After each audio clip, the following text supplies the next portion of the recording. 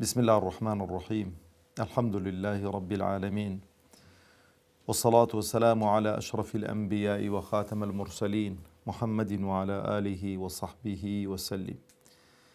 ربنا هب لنا من لدنك رحمة وهيئ لنا من أمرنا رشدا.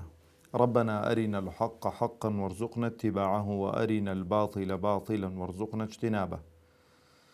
ربنا اغفر لنا ذنوبنا وإسرافنا في أمرنا وثبت أقدامنا وانصرنا على القوم الكافرين آمين. بنراني برز و خۆشەویست مسلمانانی عزیز، سەلام و ڕەحمەتی خوای پەروەردگار بڕژێ بەسەر هەمولایەکماندا عاقبەت خێرمان بکا، سەربەرز و سەرفرازی دنیا و قیامەتمان بکا، داهاتوومان لە ڕابردوومان باشتر بکا، بە مسلمانی بمان ژێنێ، بە مسلمانی بمان مرێنێ، بە مسلمانی زیندیمان بکاتەوە ئینشاء الله تعالی. خۆشحاڵم کە لە بەرنامەکەتان، بەرنامەی بەهاکان بە خزمەتان دەگەمەوە و لە دەرسی چواردەهەم دەینە خزمەت خاڵێکی نوێ کەویش خەمخۆری و بەتەنگەوبوونی خەڵکە. خۆشەویستانم، ئەگەر دیقەتتان لێ کردبێ ئەمڕۆ ئەوانەی کە زیاتر بە دوای ئەوەن کە کۆمەڵگە بەهاکانی تێدا نەمێنێتن و خەڵک هەرچی کە خراپە و قێزەونە و پێچەوانەی شەریعەتی خوایە ئەنجامی دەدەن، خەڵکانێک بە لەژێر پەردەی ئەوەی کە خەڵک ئازادە و تەداخل نەکردنی ژیانی خەڵکی ڕەواج بۆ دەدەن کە ئەمر بە چاکە و نەهی لە خەرابە نەمێنێتن و تەشجیعکردنی خەڵک نەمێنێتن بۆ پابندبوون بە شتە چاکەکان و وازهێنان لە شتە خراپەکان. ئەو یەکێکە لەو بەها بەرزانەی ناو کۆمەڵگە و مجتەمەعی ئیسلامی کە خەمخۆری و بەتەنگەوبوونی خەڵکە. طبعاً هەر کەسێک کە وەکو پێغەمبەری خوا عەلەیهی سڵاو وسەلام دەفەرمێ هەر کەسێک کە ڕۆژ بکاتەوە و لە خەمی ئەو ئوممەتەدا نەبێتن و ئیهتیمام بە ئیش و کارەکانی ئەو خەڵکە نەداوە، دڵسۆزی نەنوێنێتن بۆ ئەو خەڵکە لە ئوممەتی موحەممەد نییە عەلەیهی سڵاو وسەلام، لە ئوممەتی موحەممەد نییە عەلەیهی سڵاو وسەلام. ئەوەش هەمومان دەگرێتەوە. مەسەلەی خەمخۆری و بەتەنگەوبوون مانای ئەو نییە تۆ تەداخولی ئیشی شەخسی ناو ماڵی خەڵکی بکەی، ئەوە نییە. بەڵام خەسڵەتێکی زۆر جوانە ئەو خەمخۆری و بەتەنگەوبوونە ئەتوانە بڵێم لە چوارچێوەی ئەو ئاەتەیدا خۆی دەبینێتەوە کە خوای گەورە دەفەرمێ كنتم خير أمة أخرجت للناس، ئێوە باشترینی ئۆمەتان بوون کە خوای گەورە و بڵێ لەبەر خاتری خەڵکی ئەنگۆی خەڵق کرد و ئەنگۆی هێناوەتەوە وجود و ئەو ڕێز و حورمەت و پێگەی پێداون. بۆ چونکە دوو سیفەتی زۆر گەورەتان تێدا، تەئمڕون بالمعروف وتنهون عن المنكر، ئەو جا دەفەرمێ وتؤمنون بالله، فەرمان بە چاکە دەکەن و ڕێگریان نەهی لە خەرابە دەکەن و ئیمان بەخوا دێنن. طبعاً خەمخۆری و بەتەنگەوبوون خۆشەویستانم پەیوەست نییە بە چینێک و بە سنفێک و بە ڕەگەزێک، دەبێت لە هەموو لایەکماندا مەوجود بێ ئەو خاڵە و ئەو خەڵکەی کە تۆ دەیبینی کە خەڵکێک بۆ نمونە دەیبینی لەسەر منداڵێک لەسەر لێواری ڕووبارێکە بە تەنها کەسی دەگەڵدا نییە، بەوێ تا تێدەپەڕی، چ دەکەی؟ پێویست ناکا بڵێ یەکەم شت پیلی منداڵەکە دەگری و دەهێنی ئەو لای بۆی نەکەوێتە ناو ڕووبارەکەی. هەموومان وا دەکەی، مەگە کەسێک کە ویژدانی مردوو بێ، کەسێک لە ئینسانیەت شۆرا بێتن. شوێنێک دەبینی مەسەرەن ئاگری تێبەر بووە، یعنی ئەگە ئاگرەکەشت پێ نەگوژێتەوە ئۆتۆماتیکیەن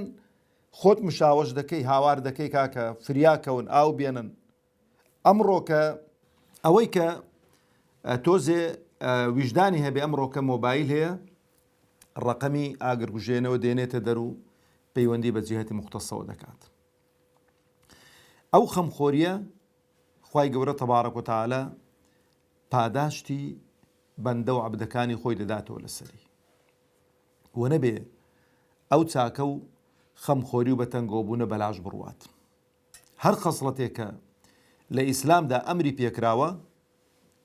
لە دوا ڕۆژیشدا کابرا پاداشتی لەسەر وەردەگرێتەوە. ئەوجا تەماشا دەکەین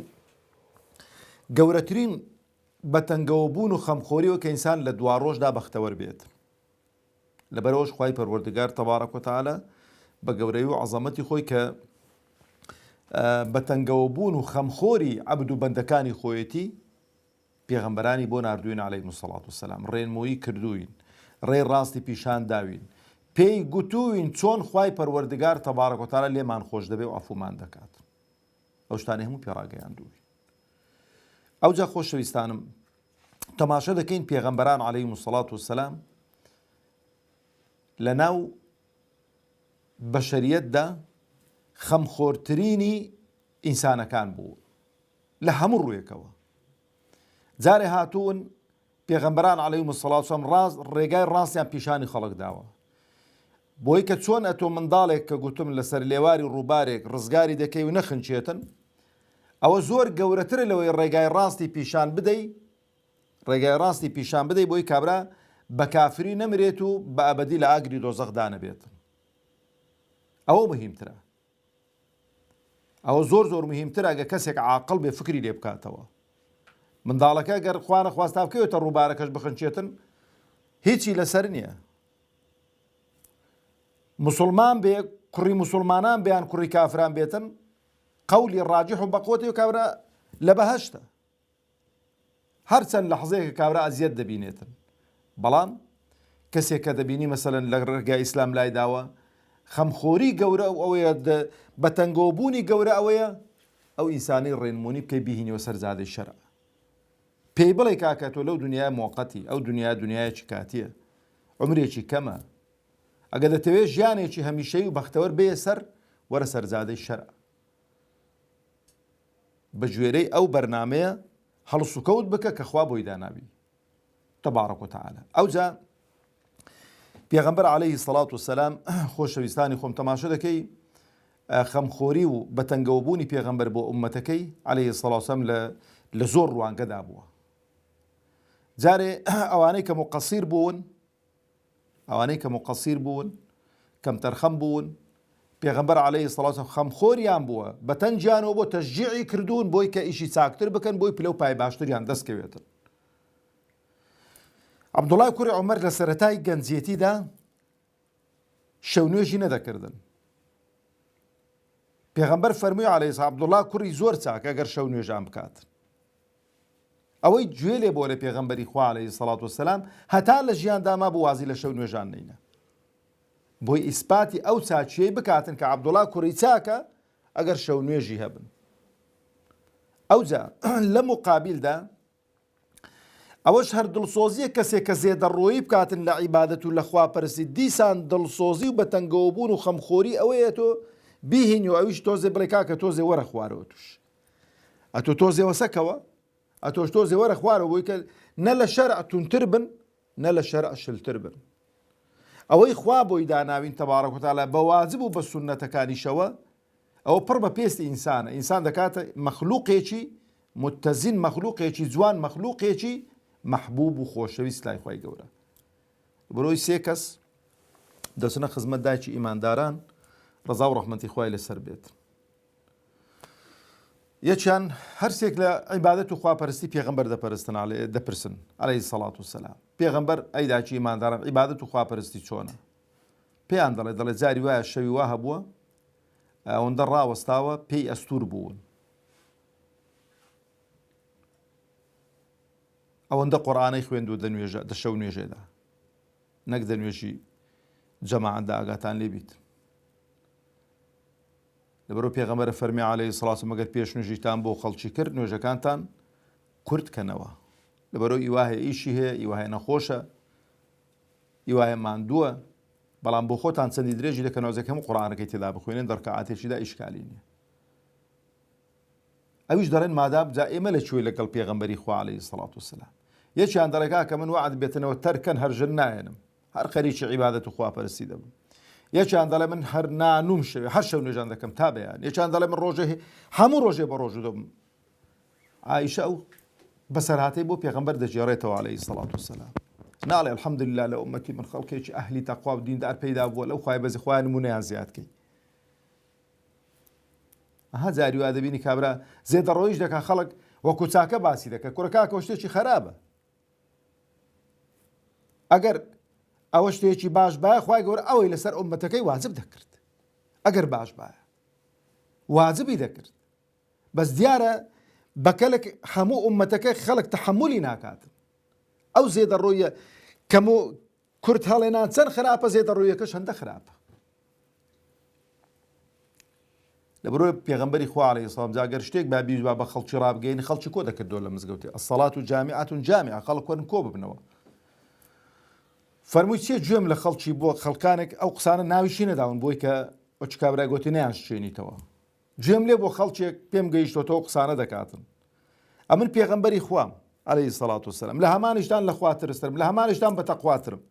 بەڵام ژنیش دێنم یعنی ژنهێنان پێچەوانەی تەقوا نییە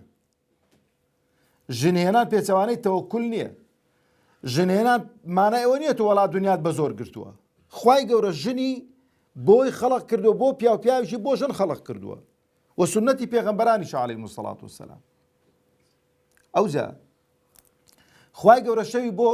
بۆ دووشتان خەڵق کردووە بەشی زۆری خەڵق کردووە بۆ نووستن بەشێکیشی داناوە بۆ پیاوانی چاک و پیاوانی خوا تێدا هەستنەوە شەو نوێژ بکەن ئەنووم و شەو نوێژیش دەکەم بە ڕۆژوو دەبم ڕۆژوش دەستچێنم دایکی ئیمانداران دەفەرمێ مانجی وا هەبوو پێغەمبەری خوا عەلەیهی سەلام هەر بە ڕۆژوو نەدەبێتەوەیدا ئەومان دەزانی هەر ڕۆژووی نەگرتوون دەو مانگەیدا